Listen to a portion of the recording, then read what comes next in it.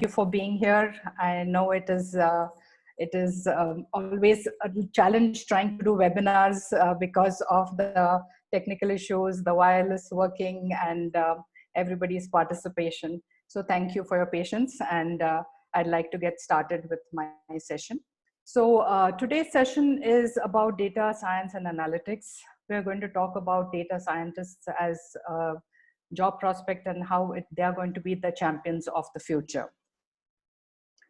So a few webinar guidelines.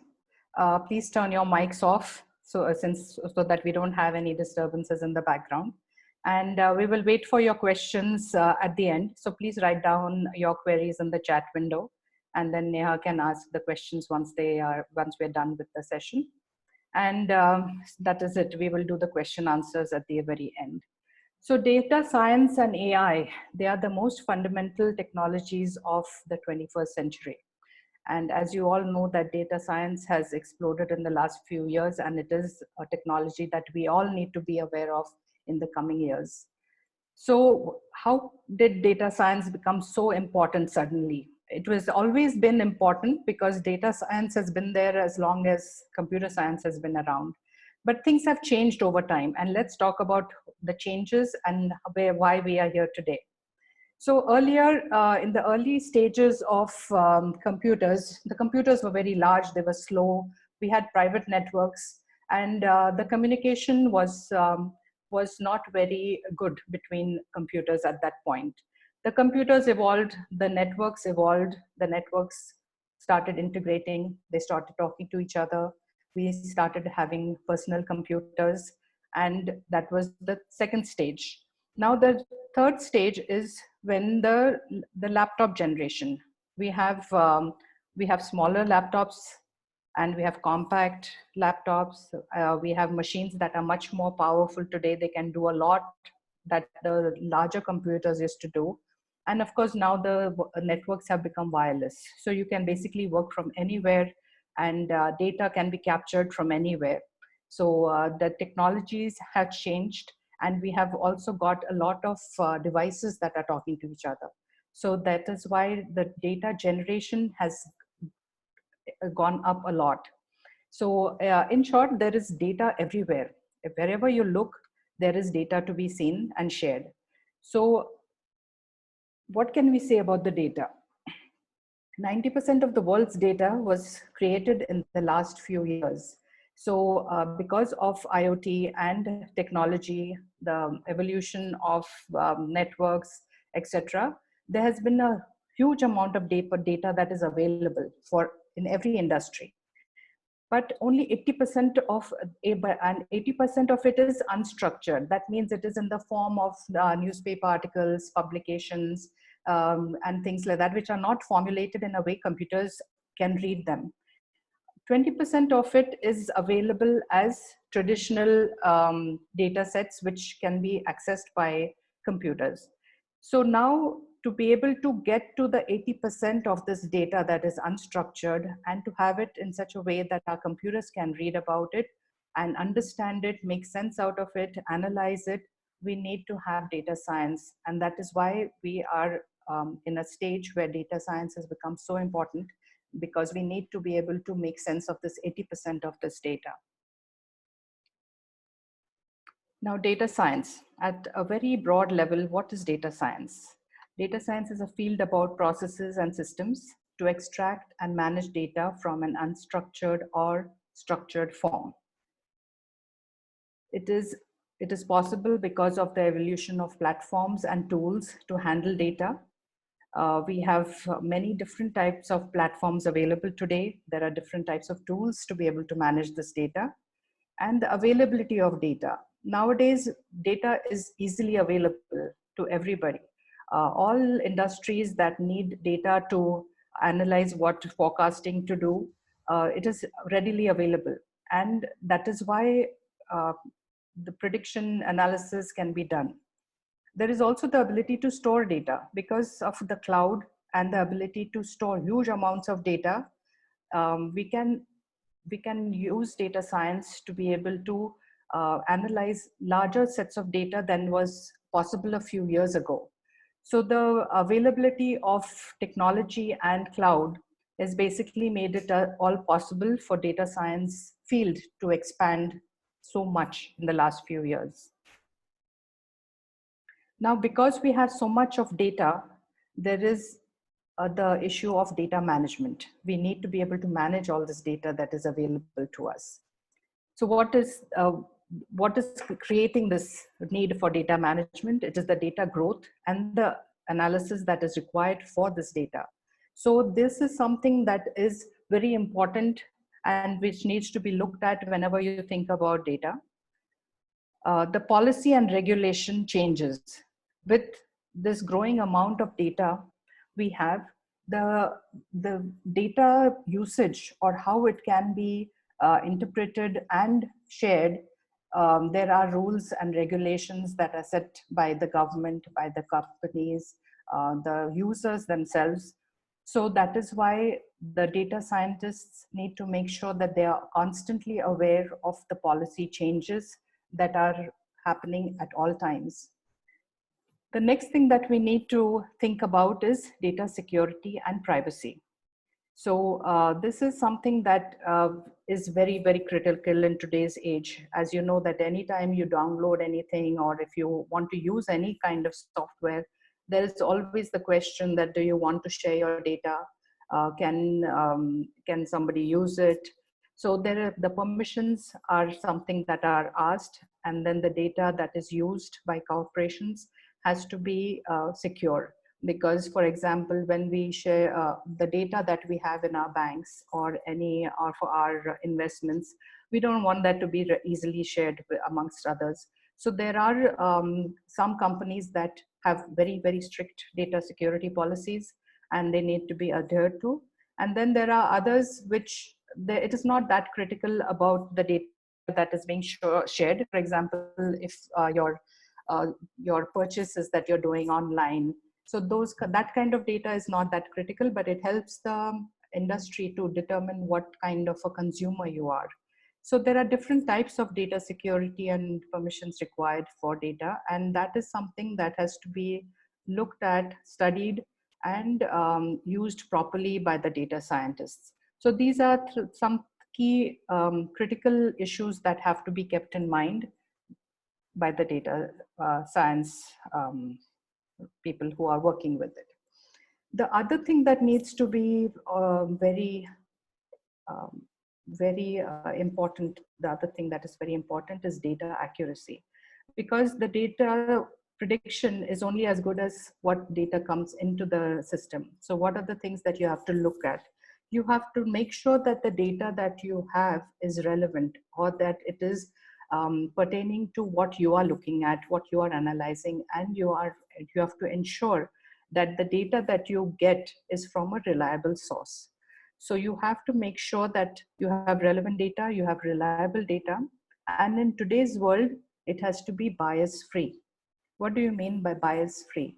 So all of us in today's world, we all have certain biases that we carry with us just because of our upbringing, where we were brought up, the education we have. And there are different aspects that shade the opinions that we have, and the data that we generate is biased by our experiences in life. So automatically the data that we generate has got some of our biases mixed in there. So now science has got to a stage where there is research going on to analyze this data to see how we can remove this bias from that data. So in IBM, we have the research labs who's doing projects right now to analyze this data and to see if we can isolate biases in that data. So this is a big area of research right now to be able to identify the bias. So now data scientists, why and how are they going to be the champions of the future? So the first thing is that there is a high demand for skilled scientists. By skilled scientists, I mean that scientists who have data scientists who have 8+ years of working experience. So it is easy, not easy, but it is comparative. Nowadays, people use this term very commonly saying I'm a data scientist, but a skilled data scientist is one who has worked in the industry for some time and who has developed a lot of the skill over time. It is something that comes over a period of time. It is something that you have to learn, nurture, and you mature into a skilled data scientist. So the other thing that we have is that there is a huge potential for growth in this domain. So let me just see if this works. Okay. So there is a potential for growth in many domains, which we will talk about later. I will go through some more slides with that. Then data science roles bridges the gap between IT and management. So data science is not just the IT side of it, where you look at the data and you run algorithms, you do a lot of different kind of manipulations, but it is also representation of that data. So once you are able to represent your findings and are able to show what your data is saying, that part is the management part of it, where you need to have skills, where you will be able to tell the world what your findings are, what your research is pointing to, and what you can do with this data. Unless somebody understands what you're trying to say, you will not become a very good data scientist. So you need to have both the skills of the IT and some management related skills as well to be able to present that data. There is a huge scope for research and innovation because data is growing every day. There is new types of data that is coming into play. There is different tools that are looking at data differently.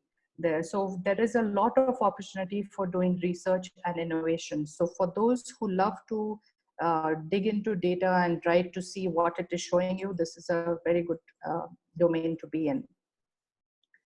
And data scientists typically have a master's or a PhD degree in data science and analysis or computer science. That is the trend in the last few years we have seen.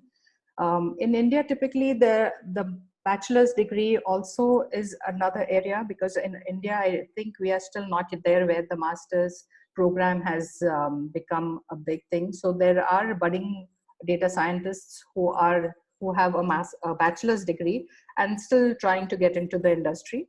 But to grow in this field, you definitely need a master's degree or a PhD so that you can grow in your field. So we'll just we'll look at the basic application of how this whole system works. So this is the circle, which is the typical software cycle that we are all aware of, where we get requirements or get a new engagement from a client. Then we do the development. Then there is the testing that happens. Then there is the deployment. And then there is data collection that happens, and then the requirements are again revisited. So this is the current software cycle. Now we have the data access or the data warehouse, where you store all this data that you have got. Now this next cycle is where the data manipulation or analysis starts. So there is search for particular types of data. There is acquiring or self-servicing of this data that we have to do. Then there is refining the data, getting data that is relevant to you. So you need to be able to identify how you can use this data in the correct way and what data is of importance to you. After that, there is a model building phase where you build a model to be able to do certain things, analyze it in certain ways, and to be able to understand what the data is trying to say. So that is the modeling part of it. And then you will have to do some monitoring of the data, because you may have to revisit it, trying to see what is more important and filter out some data which may not be important. And then you have to go through that cycle again. After that, there are some models that you build with AI model, dashboards, insight deployments. And these kind of models are the ones that you are going to show your customers or your business partners or your executives in the company. And this again will generate another software cycle, and then it will feed into your data changes and your model again. So this is a continuous delivery of insight. So the data science doesn't stop. It is a continuous journey, and it constantly has to be monitored by everyone. So it is real time, it is streaming, and it is always on the edge because you need the latest and current data. You have to also ensure that the data that you have is is more than just model serving. You need to be able to um, fit that data into the model you're building, but it has to be more than that. You have to constantly look for other analysis that the data is trying to show you. So we have to also make sure that model provenance is there. That means you keep your original model in place and try to see what are the changes that have happened over time. So for this, data from a very long time is also very important. So we should ensure that we never delete the data, because you never know when you need to go back to the original data to see why certain things have evolved over time. So now with the cloud and the data storage becoming cheaper and easily available, this has become much simpler and readily available to everyone. And there needs to be quality checks, or there has to be feedback for every study that is done.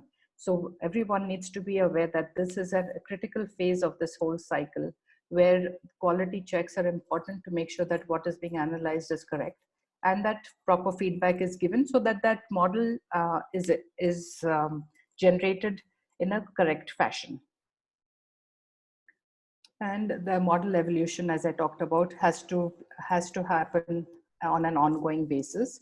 And then we have to look into scale and load balancing that happens, which with hybrid and multi-cloud options, as well as integration and governance. What policy changes are there and how we can integrate it with the rest of the system. So at a very high level, this is what the whole data science cycles look like, the software development part of it, as well as the data modeling part of it. Now, if you look at the top 10 technology trends in data and analytics today, there are various things that need to be kept in mind for anybody who's getting into this domain. So there is augmented analytics, where there is there are algorithms and there are different models that need to be looked at on the way that analysis is done on that data. There is continuous intelligence. Continuously, you have to make sure that what your data is showing you, is it correct? Does it need to be modified? So you have to keep building in the intelligence into that data system. Explainable AI. So AI is basically artificial intelligence, which is basically you let the computer do certain decisions for you. So, and then that once the computer has the capability of doing making certain decisions, then there are other decisions that you can allow the computer to make as well. So we need to be able to do that, but it has to be explainable. That means that if there is a question at any point, you should be able to explain why that certain capacity was given for that particular module. Augmented data modeling. Again, this data management, again, augmented means additional data management capabilities that you are giving your software. NLP and conversational AI analytics. This is natural language processing and the ability for your software to understand human language question answer sessions. So it makes it easier for the user to use. So if that capability is built into your data analysis pieces, it is far more user friendly. So that is why it is something that is being asked by everybody, that you make your data models in a way that people can ask it questions and you will get a response immediately. So if that can be put into the data modeling, it will be really good. Blockchain is something that is a new technology which is still evolving, but it is on the horizon, and anybody in this IT industry needs to be aware that it might be coming and may fall into place very soon. So awareness and keeping up with this is very critical. So you need to be aware of how this could be integrated with your system. Graph analytics is something that where your data can be represented as a graph, which is much easier to comprehend and to follow and to explain. So those are things that are needed in today's world, because just looking at tables, rows and columns does not make sense to anybody. So if you can represent it in a graphical form or in a picture or in a question answer format, it is much easier to understand. Data fabric is also something where you have to modulize your data so that it can be integrated with other systems and can be understandable in any form that you can use it. Commercial AI or machine learning. So again, machine learning is another important factor in computer science today, where the algorithms are getting more and more complex. So they need to be in a place where they are easily accessible and implementable. So the trends that are happening in AI and ML need to be followed so that the data and analytics can happen simultaneously.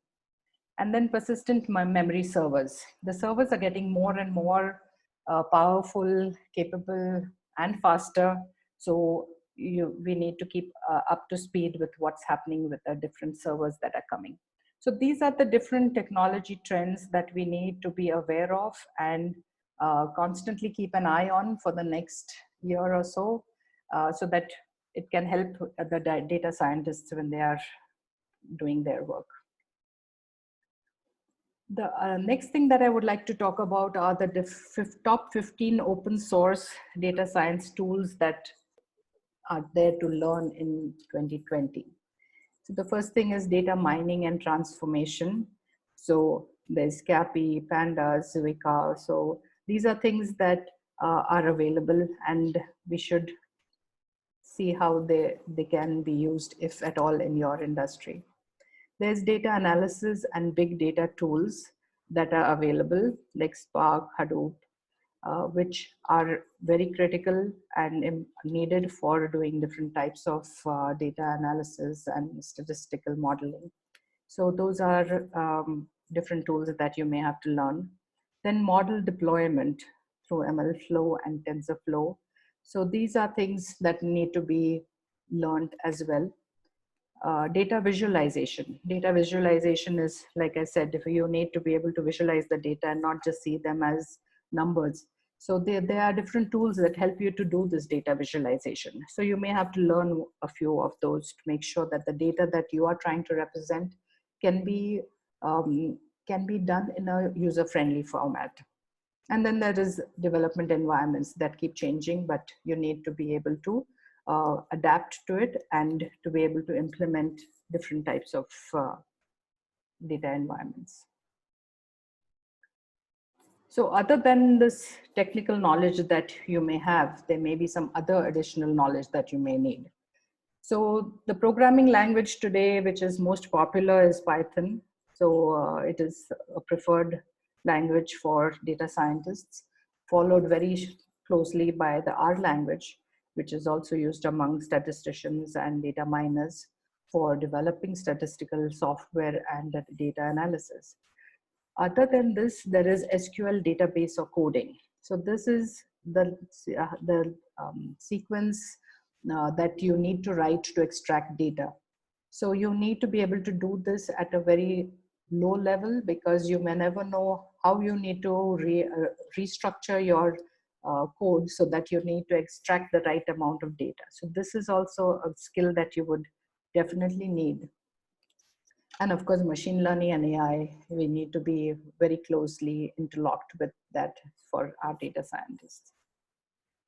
So techniques and models. So statistical learning, there are different modeling methods that you all may be familiar with. I've just listed a few: Bayesian modeling, regression models, causal effect modeling, classical forecasting model. I don't know what this is come up.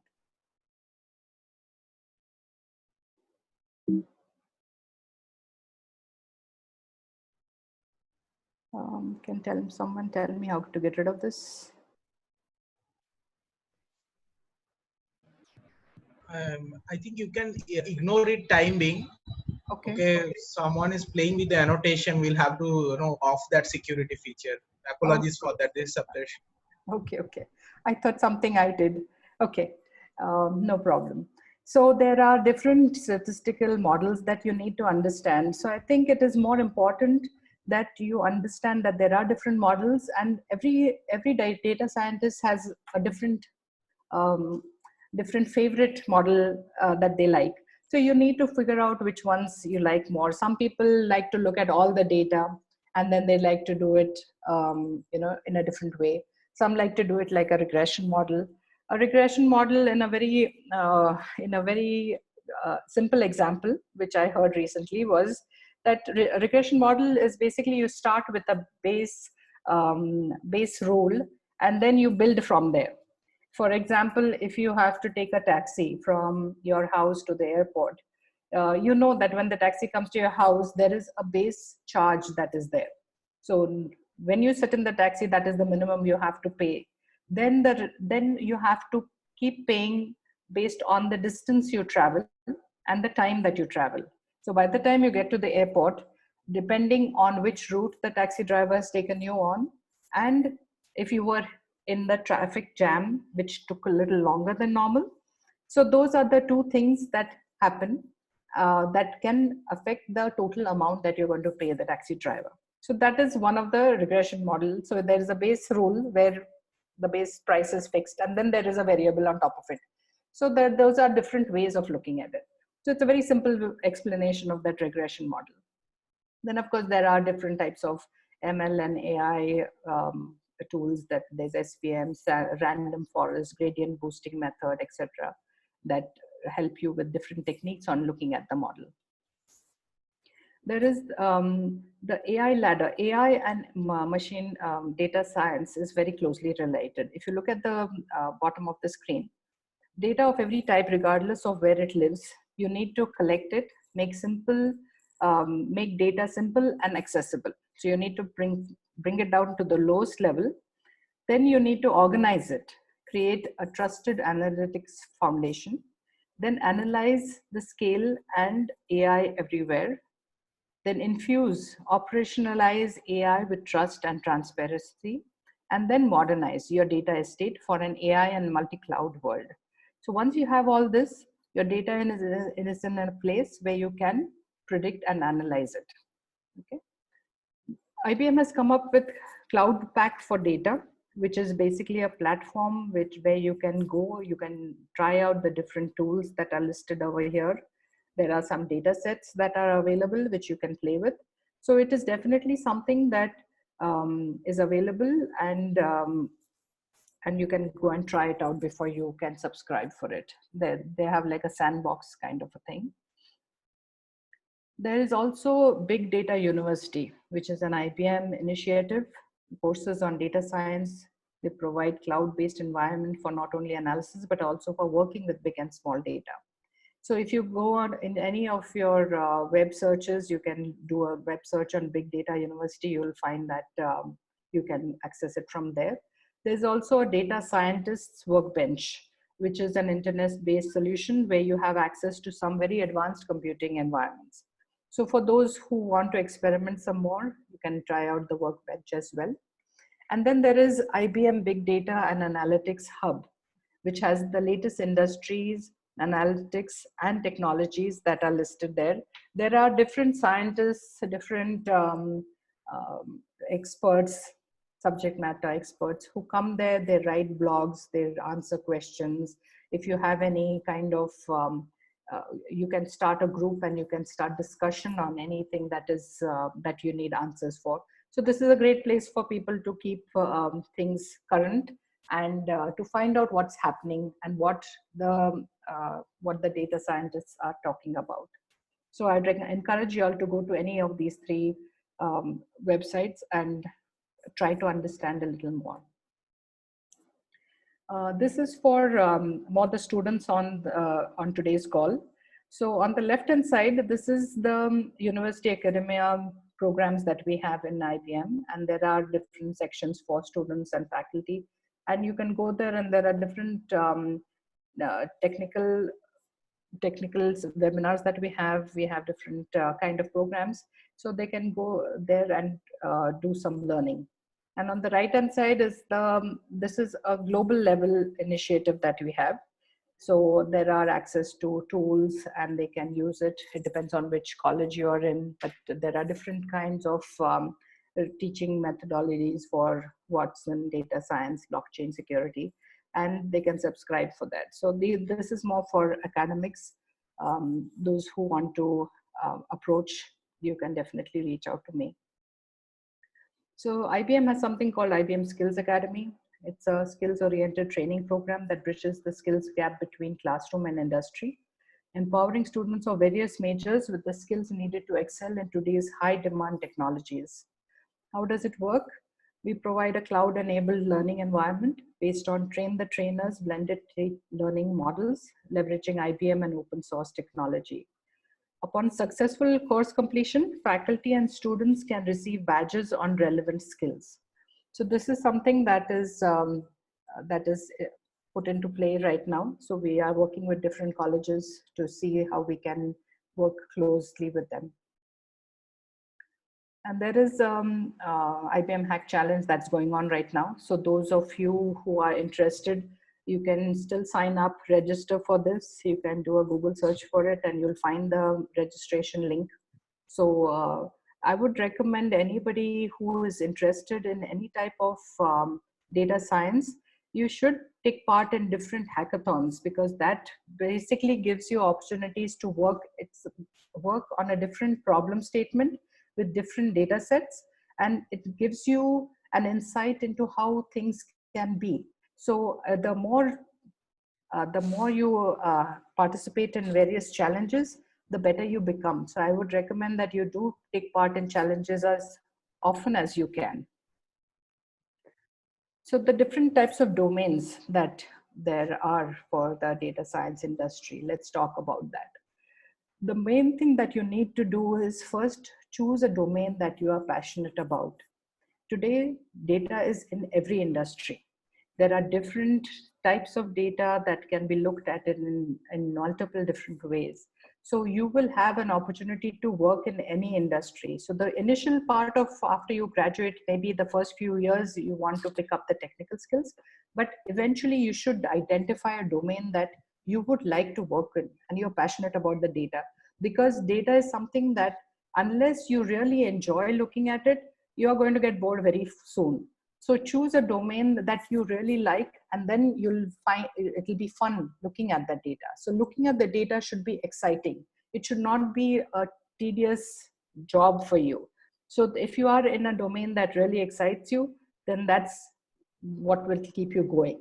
And you need to be able to create a compelling story from that data. So unless you are excited about it and you can talk about it, I think you should, if you are really excited, then you choose that domain. Others, you should make sure that you change your domain. So let's talk about the different domains that one can work in the data science domain. Now, smarter transportation. All of you know nowadays that different vehicles have been have different chips, and they all have Bluetooth, and they can talk to each other. So the vehicles are getting smarter. Different ways of tracking them is becoming smarter. So if vehicles are a passion for you, nothing like being in the domain where you will be working with vehicles. So this is definitely an area where you can work in. So different types of sensors and safety situations enable people to look at data differently here. The environment is another area where all scientists are working round the clock trying to see how they can do predictive analysis for air, water, minerals, forests, and weather patterns and natural calamities. So these are things that are very much in today's focus point. Our children will have to definitely look at this. So in the coming years, this is any data that is driven by environment is something that we need to look at. So this is an area, if you feel that you are passionate about a clean environment, clean air, clean rivers, or whatever, this was definitely a place you need to be. If you are a data scientist and you love the environment, this is a good combination. Next is agriculture, where you can combine world-class agronomy and cutting-edge technology to develop the world's leading global digital farming platform. There are lots of studies that are happening to see that where agriculture can be aggregated so that you have large farming fields instead of smaller pieces. So this will help the overall use of water, the, the growth of different kinds of crops, and the seasons that you can grow it in. So this is an area which is also in a lot of focus in today's world, where everybody's looking to see how agriculture can be optimized. The next thing that is about smarter infrastructure. So this is in the business environment where management of businesses and offices are being handled from central locations worldwide. So for example, if a company has many office buildings across the world and all of them have elevators, so you need to be able to identify which elevator is due for maintenance, which needs repair. Instead of it breaking down and then sending somebody over, you need to have predictive analysis to know that when are the schedules and when the service people need to go there. So this is a very simple example, but basically you need to be able to manage all this. People who like to work with people, they can work in HR, they can work with different aspects of running an office. So this is an area also which has huge amounts of data which needs to be looked at and analyzed. The next is sports and entertainment. As we all know, this is something that is a passion for everybody. There is some sports or there is some form of entertainment that we all love and we enjoy. And people are willing to spend money on this. So there is a lot of data that is being generated now, depending on the location, season, the target audience, how to advertise, how to capture them. So this is also something which is, if you are interested in sports or if you are interested in the entertainment industry, why not use your data skills in this industry? So you can build different kinds of models to showcase how things can be, how things should be, and it will be fun along with being work for you. Medicine is another area where there is huge amounts of data. I have used this example in many of my talks, where IBM's Watson is creating a partnership between people and computers, and it enhances, scales, and accelerates human expertise, fully leveraging cognitive processes. So the IBM's Watson has data for cancer at the Sloan Kettering Hospital in New York, and doctors from anywhere in the world can access that data and are able to see how the medicines or the treatments have changed over time, and if they have a particular case, they can see what is more relevant in today's environment. So this accessibility of having medical facilities which are easily and data that is easily accessed is very good for doctors and medical staff around the world. So this is something, if you love medicine but you're in the technical field, you can definitely help in this domain. The other thing which is law. Law till recently was very tedious to get information. There were lots of books and there were a lot of reading that one had to do to keep up with the changing rules and regulations. But now there is an application called ROS, which allows lawyers to research and by just asking questions in a natural language. So things have definitely become so much simpler. So to be able to do this, there is a whole team of data scientists who are working to make sure that all the laws, rules, regulations are in there and available to the lawyers.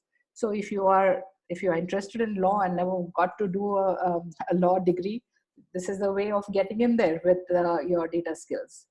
So this is another domain which can be looked at. And then there is tourism, which of course right now, because of the situation we are in today, nobody is going anywhere. But nevertheless, it is an industry that is very much in demand for today's generation. And if one has interest in history and geography and would love to be able to do analysis on the different locations, the seasons, the audiences, what they like to go, where do they like to go, Why do they like to go over certain places? You can definitely work in that area and look at that kind of data. So these are a few domains that I've talked about, but any domain that you love, please work in the data science area of that domain, and you will be really excited. The other non-technical skills that I would like to talk to you about, which are equally important, one is intellectual curiosity. I have no special talent. I am only passionately curious, is something Albert Einstein said. And that is what drove him to have so many different innovations. And he was very passionate about whatever he did. So it was basically, he was curious. He wanted to know why things worked a certain way. So this is one of the things that you need to have if you want to be in this data science field. You need to be curious as to why this data is showing you results the way it is showing you. So if you are not naturally curious and you don't like to do a lot of reading or don't like to do a lot of research, then please stay away from it. Then do something that is more predictable. But if you are really interested, curious, this will definitely help you to go a long way in this field. The second thing is business acumen. Understand the industry and know what business problems your company is trying to solve. So you should not be in a situation where you're just going and doing your work and analyzing the data because you're told to do it in a certain way. You need to understand the larger picture. You need to understand why the data is being modeled in a certain way in your industry, and what is the problems that your company is solving, so that when you present your data, they need to know why. So you need to be able to understand that part of it also. So many years ago, there used to be a clear distinction between technology and business people who are working in an industry. But now they both need to talk to each other. So this is something that you need to be able to do. And then the most critical thing, communication skills.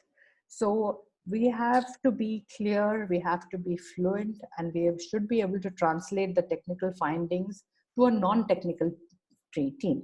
So you should have those skills to be able to present your data. So this is something that is not very commonly taught in schools and colleges. It is coming up slowly, but I've seen that they have come up with platforms where they encourage children and students to do this. But I don't think there is enough. So in my work experience of 20 plus years, I've seen that there are very few people who do come up and make a clear and understandable presentation of facts and figures. So this is something that you have to work at. So if you have to join a Toastmasters club, or you have to join a public speaking class, or take some training to help improve your skills to be able to, one, talk in front of people, two, to translate how and what you are presenting, and three, to make it interesting. It should be in such a way that people are like, wow, I loved that presentation, kind of a situation. So you should have good communication skills. This is not talked about enough, but is very, very important. And then there is teamwork. Nothing you do can be done alone. Data scientists have to work with a team of people, because the data is so large nowadays that one person cannot look at it individually. There are a lot of people looking at different aspects of it, and each one needs to work with another. So you have to make sure that you work as a team and you work collaboratively with them. So, oh, this is a slide got repeated. Okay, and there was this agile. Agile was another thing that I wanted to talk about. I think most of you may have heard about agile, that a lot of companies are using agile and scrums. So agile is like, the cycle is very short. You do a small piece of work, you test it, you try it, and you see if it works, and you can modify it immediately. So there is not a whole lot of time that is wasted if you do it the agile way versus the traditional way. So nowadays, a lot of companies are working with agile. And so if you are not aware of it, please try to find out about agile. Scrums are like short 10-minute talk meetings, stand-up meetings with teams, so that you come together, you discuss what happened. If anybody is stuck, then you help them out, but it's not more than 10 minutes. So it is a very short, quick way, but a lot of companies are adopting the agile methodology. So it is something that you definitely need to learn. So what is an ideal data scientist all about? He's curious, does a lot of research, learn analytics platforms and tools and domains. She's judgmental. She has an opinion based on facts and findings. So you should be able to present what you found out, and you should be able to present it in a clear, concise way. Just doing data analysis is not enough. You need to have an opinion. You need to say, okay, my data says this, and this is why it says it. And you should be strong and convincing when you are saying that. So for that, you need to make a judgment call saying that, yes, this is what I'm sticking by. And you should be able to stand by those judgments. And you need to be argumentative. Argumentative meaning not in the fighting point of view, but if somebody challenges your findings, you need to be able to present, and you need to be able to communicate, and you need to justify why your findings are a certain way, so that you are able to stand by your findings. But you should also be realistic and know that sometimes your findings may be incorrect, or you may have to rework some of the things. But basically, you should be strong enough to be able to stand by somebody who challenges you. You should not just back down every time somebody says, oh, this is not correct or that is not correct. You need to have strong opinions, and you need to stand by them. And that is what will keep you standing tall and strong as a data scientist. So in short, an ideal data scientist is a great storyteller. You should be able to tell a grand story with the data you have, and you will be very successful. Along with all the technology that you will learn, you need to be able to tell your story in a fantastic way so that everybody will be listening to you. So I wish you everyone a lot of luck, and hope you found this talk interesting. Thank you.